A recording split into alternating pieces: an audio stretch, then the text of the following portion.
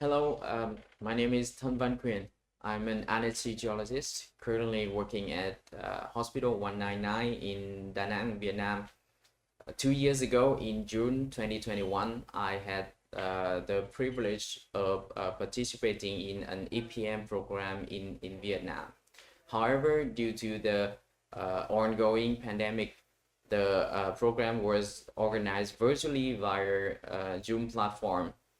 uh, Despite the absence of face-to-face lectures, the virtual settings still allowed us to have a lot of interaction and acquired a wealth of new knowledge.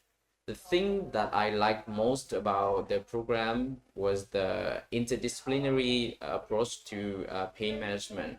The course not only allowed us to listen to speakers from many different medical backgrounds, but also provided an opportunity to collaborate as a team during case discussion.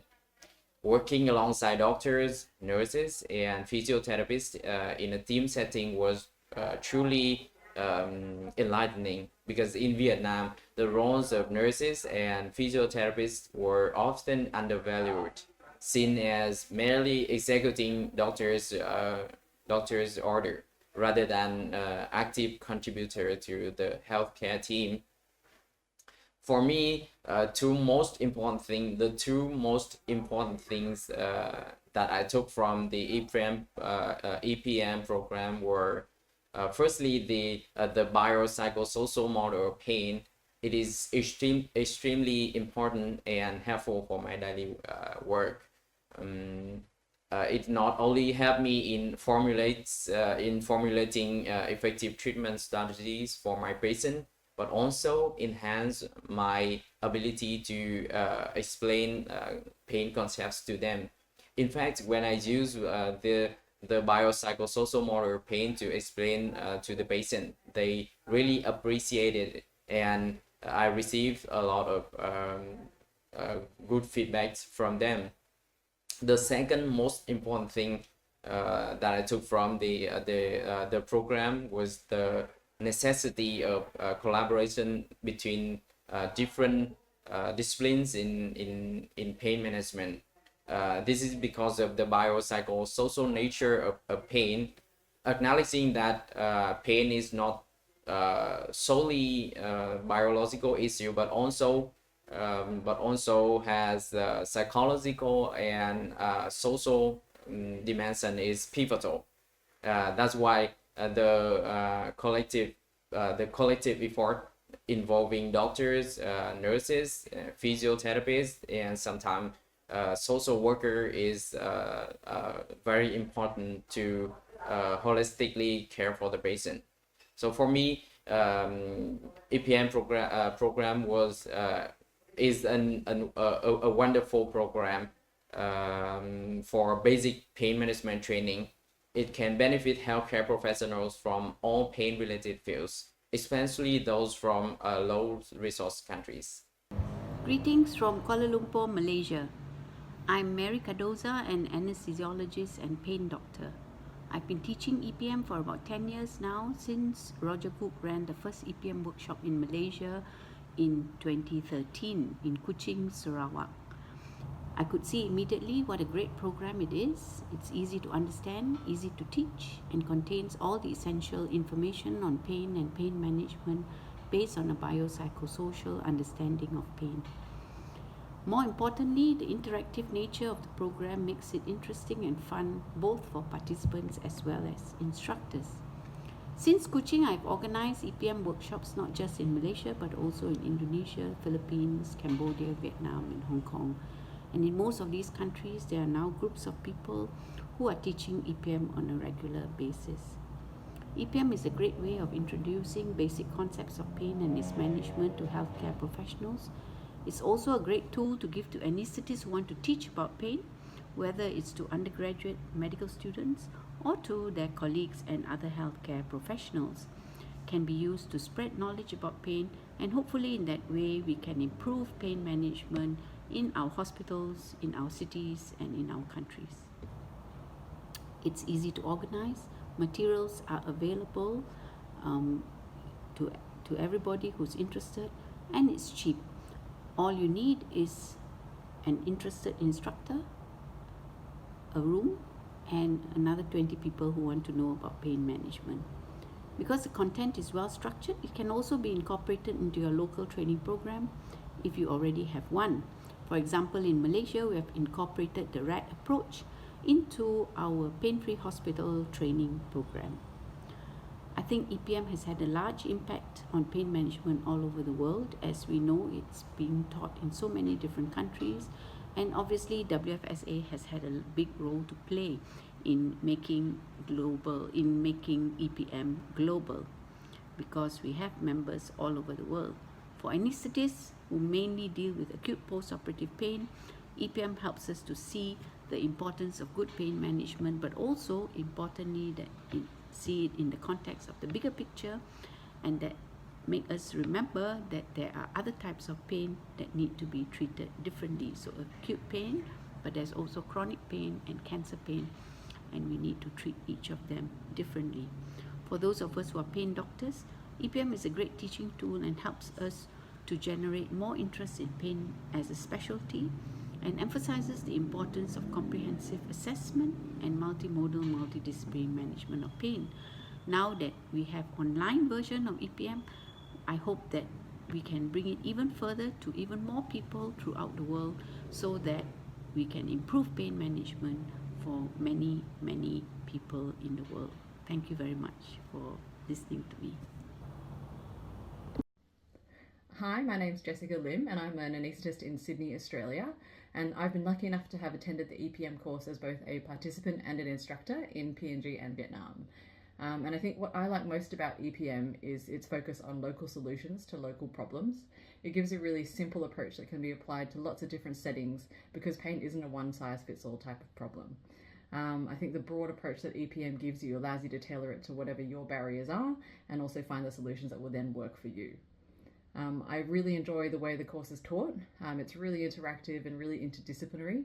It involves allied health, nursing staff, surgeons, obstetricians, pharmacists, and I really enjoy learning from all the different participants and the instructors as well. You see people really relax and open up through all the interactive type learning sessions, with the discussions, the brainstorming sessions as well. And I think EPM focuses on a really practical, hands-on approach.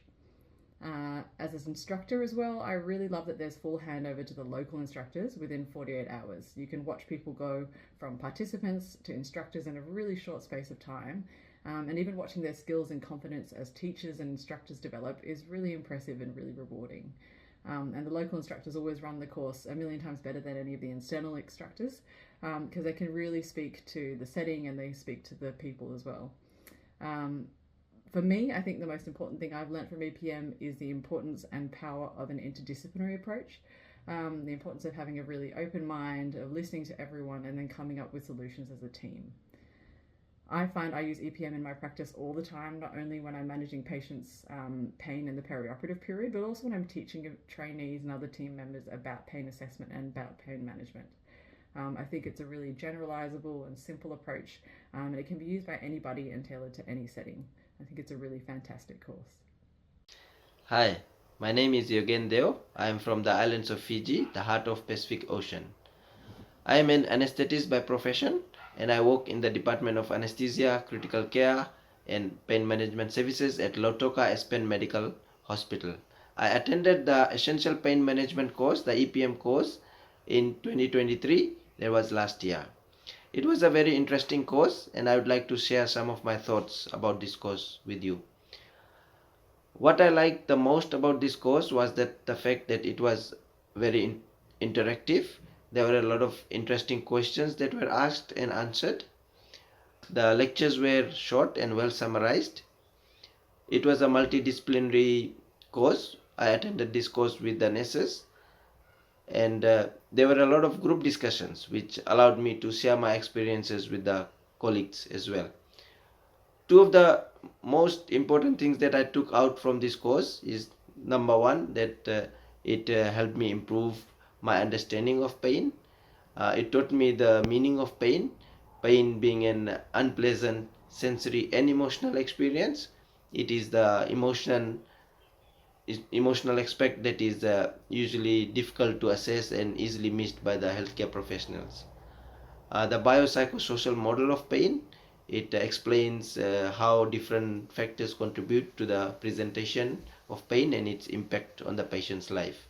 And pain can be easily recognized by just asking the patient about pain. The second thing I learned is that pain can be easily managed by applying the RED system.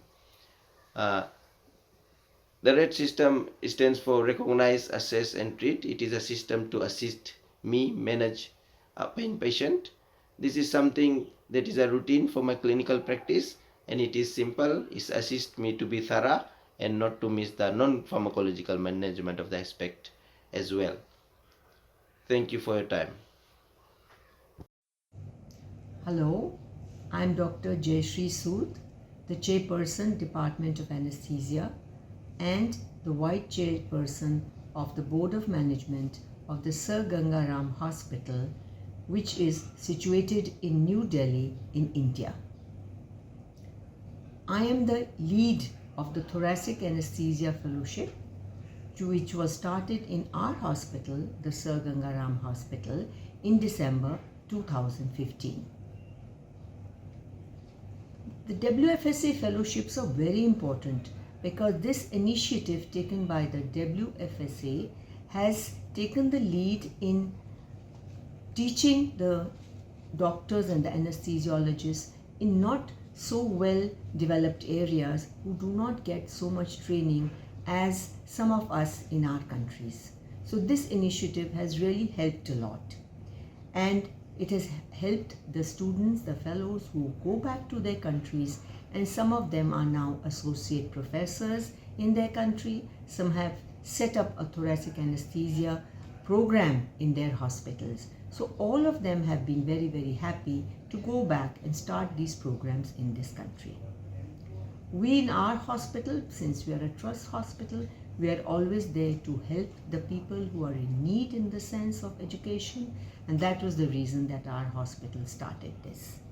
And yes, in my department also, this fellowship has been taken very positively, and all the doctors are very helpful, and they ensure that they teach these students so that they have a very good theory as well as a hands-on experience.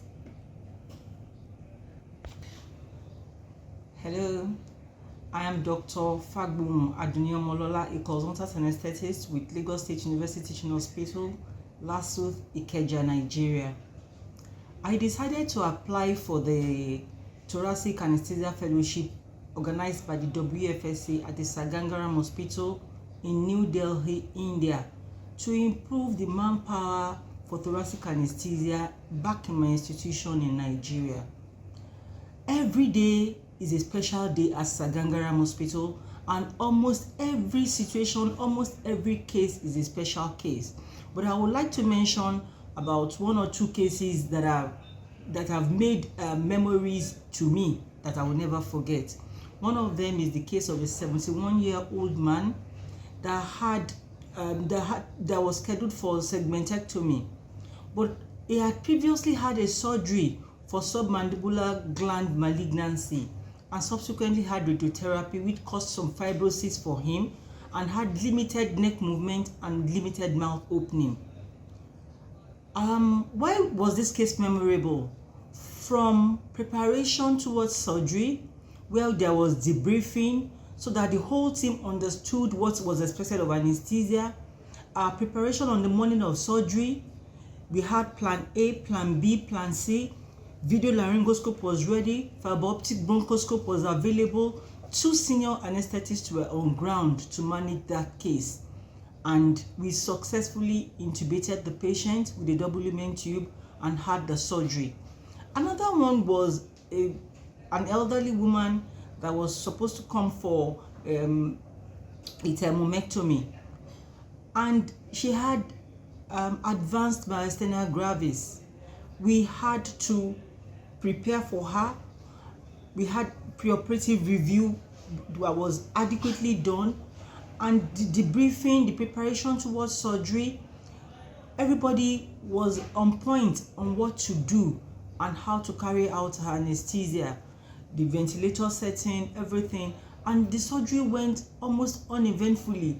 You may not really understand what I'm trying to say, but when this kind of a case is managed by an institution that does not really understand what should be done, then crisis begins to happen. So I'm appreciative of the Sagangoram Hospital. I'm grateful to the doctors. I'm grateful to Mrs. Jayashri Sood for her support, for the training. It's really been an wholesome experience, and I would encourage the WFSA to please put in more effort and bring in other less privileged countries on board. Thank you very much. I'm a professor of obstetric anesthesiology and pain management, and I teach medical students at the University of Port Harcourt Medical School, and also train residents and young fellows at the University of Port Harcourt Teaching Hospital. Yes, I'm the lead fellow in the training of young fellows under the auspices of WFSA.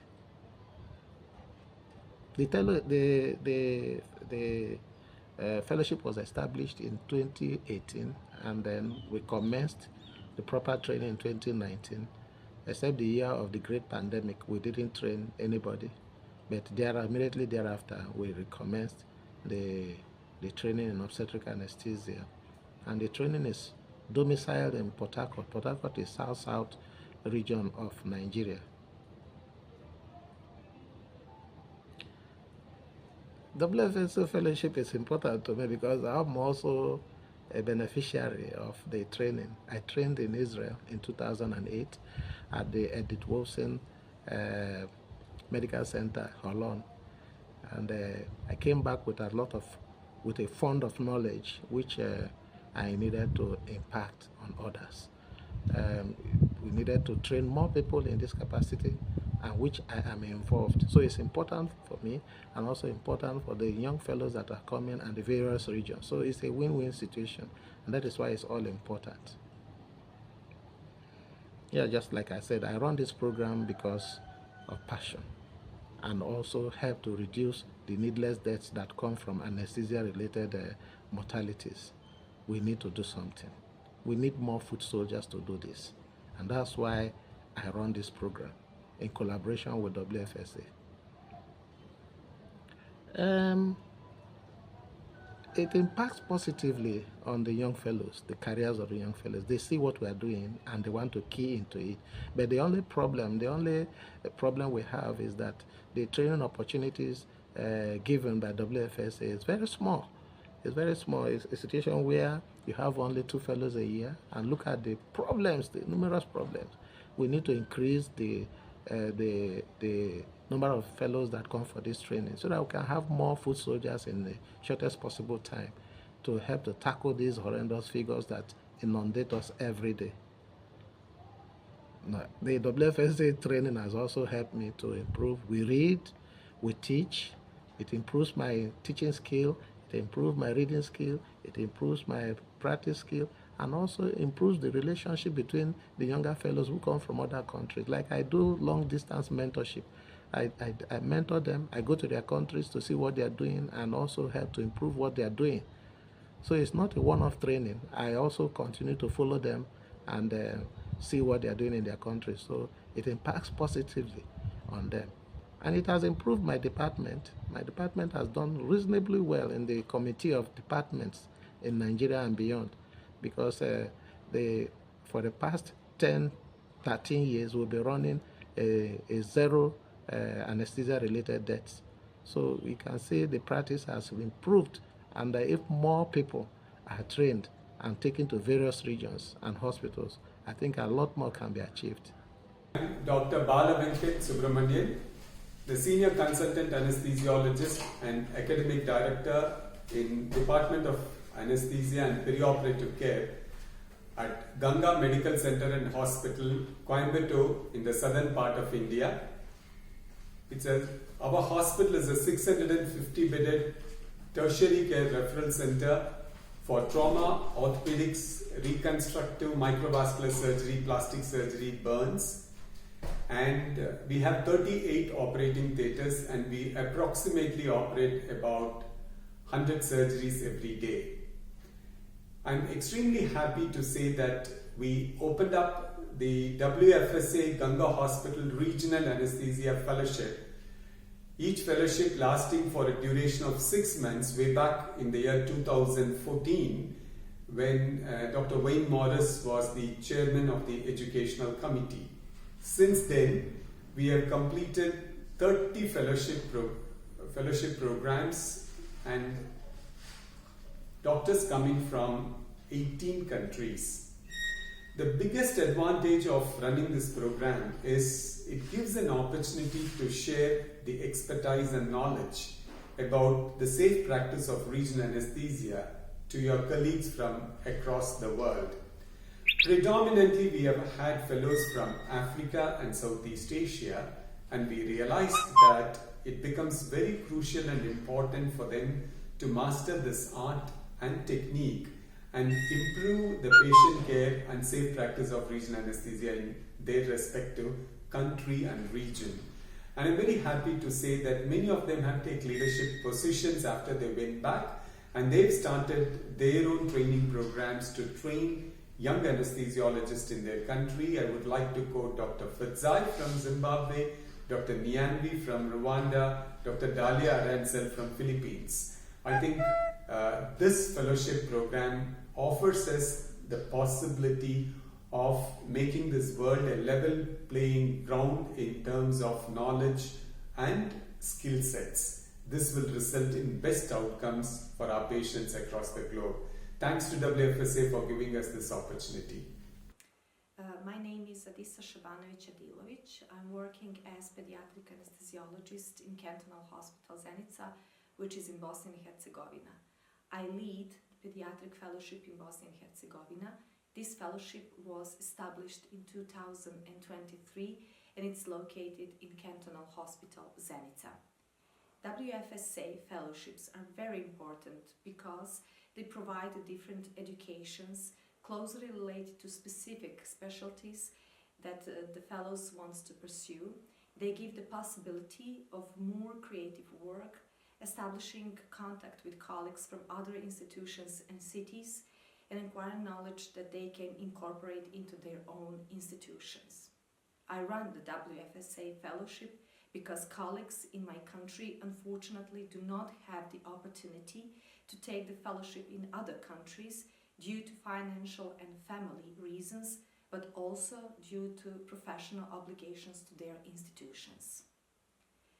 The best way to explain how WFSA fellowships have a great impact on the career of fellows is through my own experience.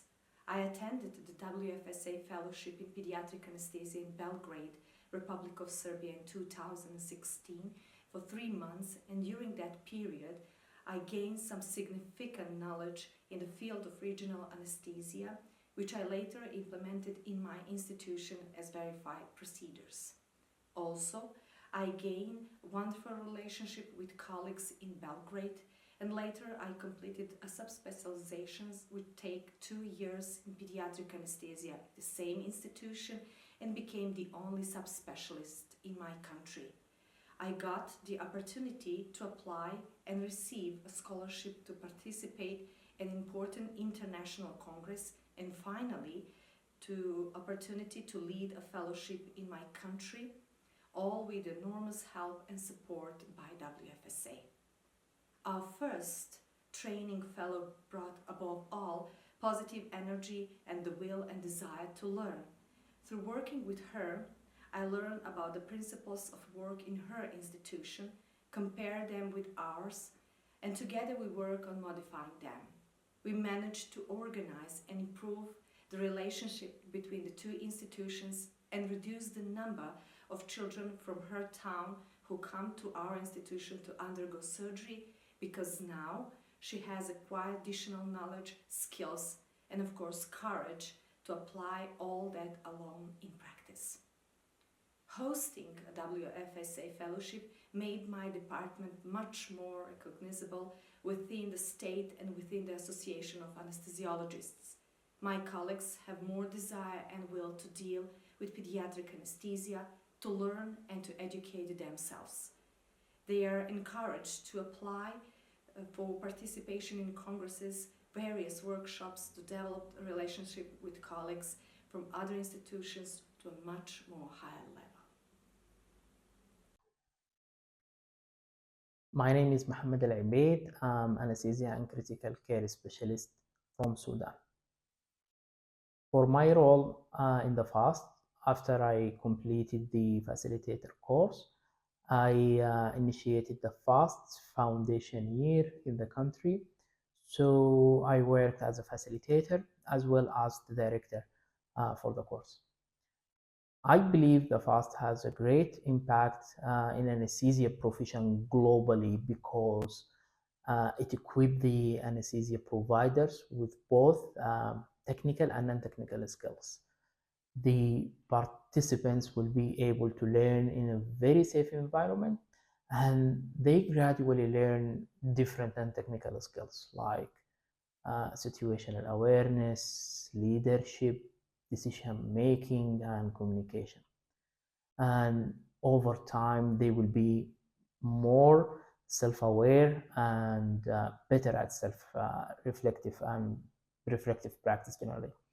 Eventually, they will be able to provide a safer anesthesia to the patient. The FAST Foundation year is a simulation-based curriculum designed to be delivered over 1 year.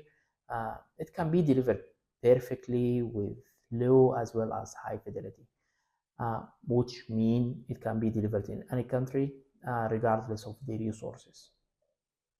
We had an amazing experience running the FAST Foundation year, and also we had a great outcome. Firstly, the participants learned a lot of skills, gained more knowledge related to the anesthesia management, which are very useful. Secondly, they became more confident in an elective as well as dealing with emergencies. Lastly, with reflection, they knew their limitation better, when to ask for help, and the importance of team in delivering a better care. At the end, they had the ability to provide a better service and, more importantly, safer anesthesia to the patient. The WFSA and the FAST partnership has been very important. Firstly, I came to know the FAST from the WFSA website, and I believe this partnership can promote the FAST and the safer anesthesia practice globally. Hi, my name is Geeta Nath. I'm an anesthesiologist working in Hyderabad, India. I do pediatric and obstetric anesthesia, and I'm closely involved in running our postdoctoral fellowship programs. Coming to my role in the VAST program, I have been involved with VAST since 2019 when we had the first VAST courses in India. We had a facilitator course first, and then the new facilitators taught 2 VAST courses later that year. After the COVID break and the instructor course that I attended in Rwanda in 22, I have been involved in 2 facilitator courses in 23 last year, one in Pune and one in Hyderabad. As to the global impact of VAST training on anesthesia provision, VAST or Vital Anesthesia Simulation Training is a unique course focusing on the non-technical skills involved in managing crisis situations in the perioperative period. Though the title refers to anesthesia training, all the scenarios are multidisciplinary and they include nurses, technicians, and surgeons along with anesthesia providers. FAST is a powerful way of immersive learning where participants learn crisis management through carefully designed scenarios, and most importantly, the participants themselves generate take-home messages. Running facilitator courses and building a bank of facilitators is key to running a successful VAST program in any region, because this is not a one-off thing. We want to improve the quality of perioperative care wherever anesthesia or surgery is being done. And running a facilitator course, first of all, involves choosing the right people, committed people, good at communication, and also willing to unlearn many of the teaching techniques that they may have used in the past. It also helps if they have done the VAST course as participants so that they are familiar with the VAST way of teaching through scenarios. The partnership between WFSA and VAST has existed right from when VAST was first piloted, that was in 2018 in Rwanda. Over the years, WFSA has been supporting VAST in conducting courses in different parts of the world, in Rwanda, Canada, India, Ethiopia, Fiji, Tanzania, Australia, Honduras, Senegal, Nepal, and now there's going to be a course in Mongolia. The WFSA has played a major role in making it possible for VAST to have a global impact. Thank you. Hello, let me introduce myself. I'm Dr. Vaibhavi Upadhyay. I am a regional anesthesiologist and a clinical lead in simulation in Dinanath Mangeshkar Hospital and Research Center in Pune in India. I am associated with Vital Anesthesia Simulation Training since 2019. I am a VAST facilitator and a VAST instructor, actively conducting many courses such as VAST course, VAST facilitator course, VAST foundation year, and VAST well-being. The well-being course was conducted in May 2022 in Halifax, Canada. I attended that course. This is the first time I learned simple and effective strategies to manage my own self. The concept of well-being made me develop compassion for my own self. With time and practice, I could develop compassion for my colleagues as well. I was inspired by that and I wanted to run this course in India for the healthcare professionals. VAST and WFSA supported me to run this course. The course was attended by multiple diverse healthcare professionals. This was one of a kind platform where we all could speak and know more about burnout. The course not only created awareness but also taught us strategies to prevent and overcome the burnout as an individual, as a department, as well as an organization. It helped develop a kinder and a more understanding approach towards each other. In our organization, we can sense a growing community of people who are advocating and supporting well-being. A work culture of humanness and care amongst healthcare professionals is being seen, and I really thank VAST for the well-being program. I express my sincere gratitude to WFSA for helping VAST to spread the well-being course worldwide. Well-being is the need of the current times for all anesthesiologists globally as well as for all the healthcare professionals. Thank you.